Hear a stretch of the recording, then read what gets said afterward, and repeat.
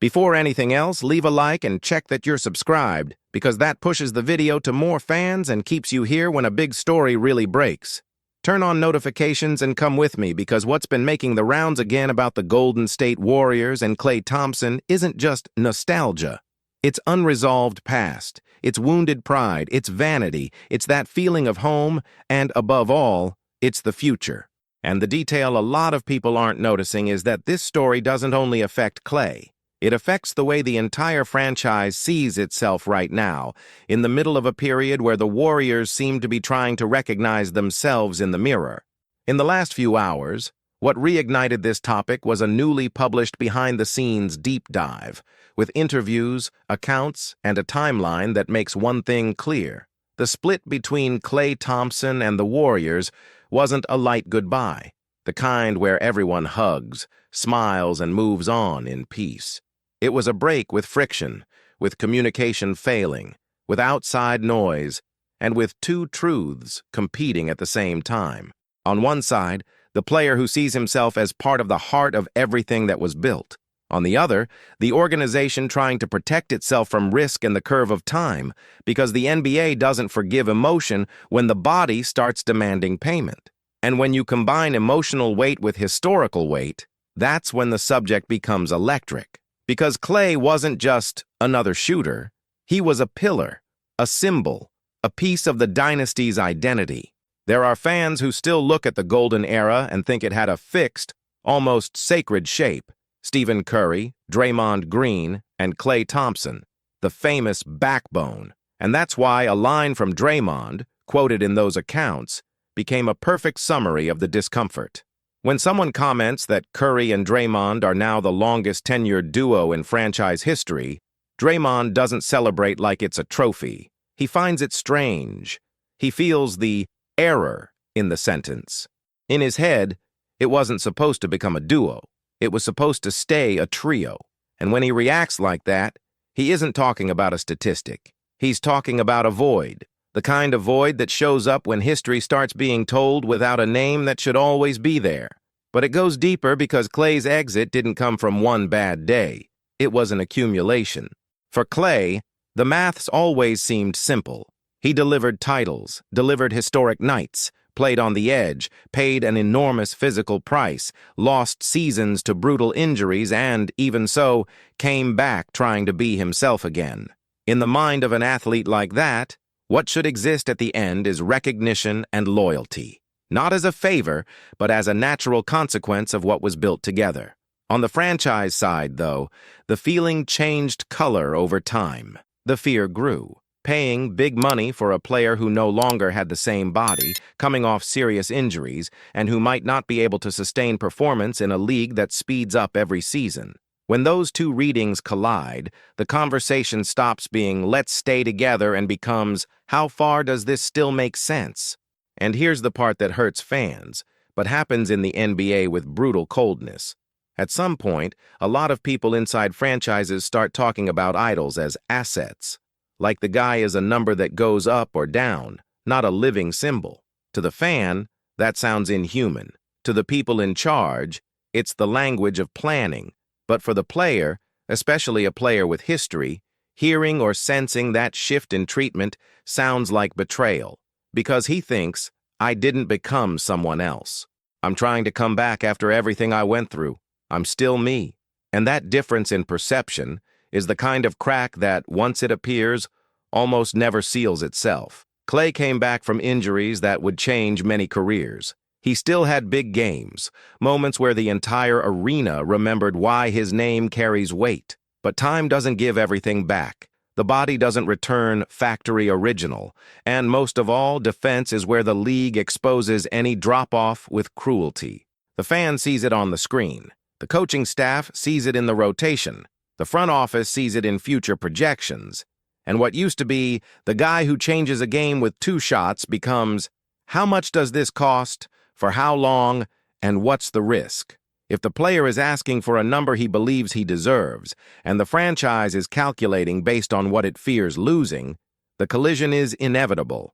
In that behind-the-scenes investigation, one point comes through strongly. When Stephen Curry talks about this, he doesn't speak like an executive, He speaks like a partner. He doesn't choose a cold tone. The human slips out. Basically, he hints that he wanted Klay there, that he would have preferred the story to end differently. And when Steph says that, it isn't a line to please fans. It's a sign that inside, not everyone felt that chapter closed in a clean way. Sometimes the team moves on, but the feeling remains. The real conversation didn't happen at the right time. There wasn't enough clarity. There wasn't enough care. From Klay's side, the account paints a player who didn't swallow the situation. In a reunion, there's a description of a moment where he stayed in the home team's locker room, celebrating and speaking loudly, like someone who wanted to leave a message hanging in the air. The message, at its core, was direct. You got it wrong with me. You could have made other choices, but you shouldn't have treated me like Plan B. And that's revealing because it shows that for him, it wasn't just about money. It was about status. It was about priority. It was about respect. Draymond, commenting on that kind of behavior, doesn't seem shocked. He talks like someone who truly knows Klay, like someone who lived beside him for more than a decade. He knows Klay carries pride, conviction, and a strong sense of, I know what I bring. So in Draymond's reading, that was consequence, not surprise. And then you understand why this hits so hard. Because it isn't just any player complaining. It's a homegrown legend reacting the way a homegrown legend reacts when he thinks he's been pushed down a shelf. And this is where the backstory gets more acidic. There are reports that over time, Klay heard that Joe Lacob, the franchise owner, was telling people around him that Klay should be grateful for the contract he'd already received. To an executive, that can sound like, we've already invested a lot. To an athlete, be grateful almost always lands like, you've already been paid more than enough. And if that comes alongside criticism of performance, the emotional translation becomes a punch. You don't deliver like before, and you still want to be treated like before. That's the kind of line that changes the temperature of a relationship instantly, because it becomes a moral judgment, not just a basketball one. At the same time, the piece also revisits nuances that Klay himself has publicly acknowledged to some extent. A significant injury happened in a casual game, outside the team's control, and there were moments when he admitted he could have been more careful in parts of the recovery process. But what stings is that, even with those self-critiques, he still saw his historical balance as far too great to be treated like a disposable risk. In his mind, what he built should have spoken louder than any fear in that moment. And when an athlete thinks like that, any hesitation from the team feels like disrespect. That spills into an extremely draining negotiation period with back and forth and the sense that the atmosphere got heavy. And when the next season arrives, everything becomes proof. Every bad night becomes a sentence. Every adjustment becomes a message. And then comes the part that often destroys relationships, a change of role. The piece mentions there was a moment of moving to the bench mid-season, and also episodes of Klay's frustration after certain decisions. For a player who helped build a dynasty, accepting a transition like that can feel humiliating if he believes there wasn't a respectful, talked-through, agreed path. And when pride collides with, we need to win now, the bond turns into tug-of-war. In that context, the coaching staff becomes an easy target. And yes, there are fans who put part of the wear and tear on how Steve Kerr handled certain moments. Because Kerr has always been closely tied to the system, to what works collectively, and sometimes that demands cold decisions. But with idols, coldness hurts more. The piece suggests that at times the environment may have created a kind of distance, something other players have also felt during the Kerr era, precisely because the Warriors' standard has always been high. The problem is that, for an icon, being treated like anyone else can be seen as a lack of consideration, even when the goal is purely competitive. From the franchise's side, there's the version that an extension offer existed in 2023. 2 years, $48 million. But the perception from Klay's side doesn't seem to match the way that offer was presented to the public. The feeling, according to the accounts, was that there wasn't real priority. There wasn't that stance of, you're central, we're going to solve this with respect and urgency. And when communication turns lukewarm, silence becomes the answer. There were even moments off the court, like Klay and Lacob playing golf, but the most important subject, the future, supposedly wasn't faced head-on. And when something that big isn't faced, it doesn't disappear. It rots. To make it worse, the same phase was marked by market rumors linking the Warriors to big names, as if the franchise were looking for a major swing before committing to what it already had. And for a player waiting for recognition, that reads as, "They're trying to replace me and only then decide whether I'm worth what I'm asking." Even if the front office says it wasn't like that, the emotional reading matters. And in this case, the emotional reading became resentment. That's why this behind-the-scenes deep dive hits so hard now. It doesn't treat the exit as something natural. It describes a process where trust wore down day after day with barbed lines, confused priorities, and the feeling that nobody held the hardest conversation at the moment when it was still possible to save things. And then, when it ended with jabs, not with a bow.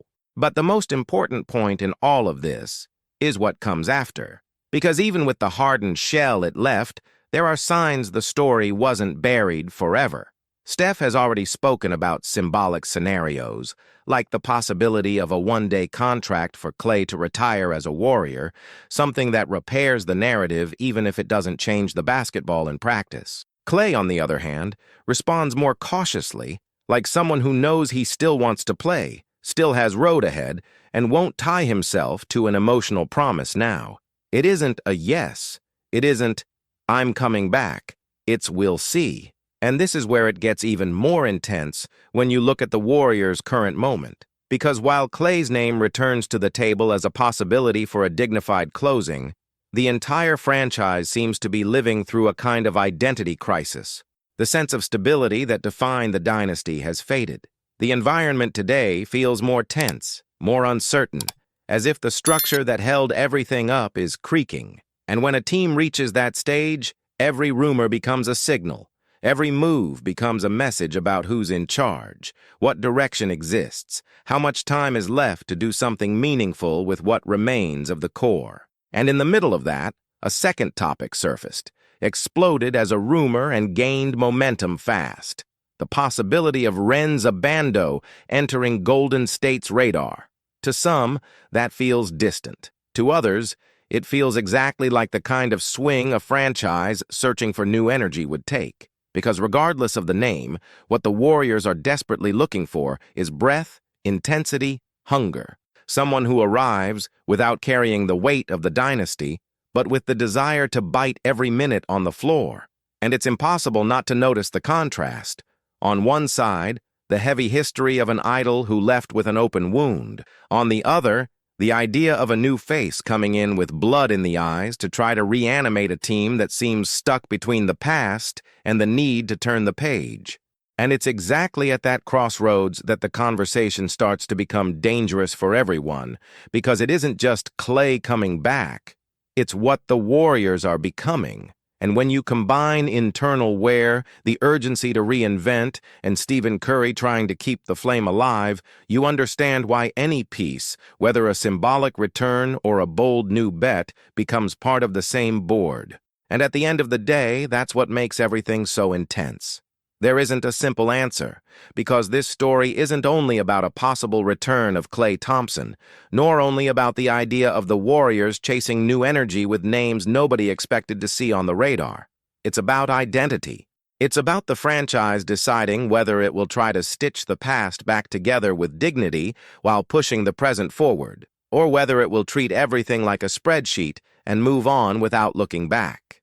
Because when you still have Stephen Curry as the center of everything, when you have Draymond Green reacting like someone who misses the full trio, and when you have an idol like Klay carrying resentment and pride at the same time, any path the Warriors choose will have emotional and basketball consequences.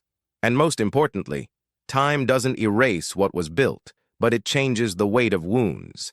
Sometimes what seemed impossible turns into maybe, because people start to understand that legacy also means knowing how to end cycles the right way. And if the Warriors are truly at a point of reinvention, reopening this conversation can be both a risk and a rare chance to make peace with their own history without pretending nothing happened. If you want me to continue this script with the same level of detail and connecting each piece on the board, leave a like now and check that you're subscribed. That helps the video reach more fans and makes sure you won't miss any updates when this story gets a new chapter.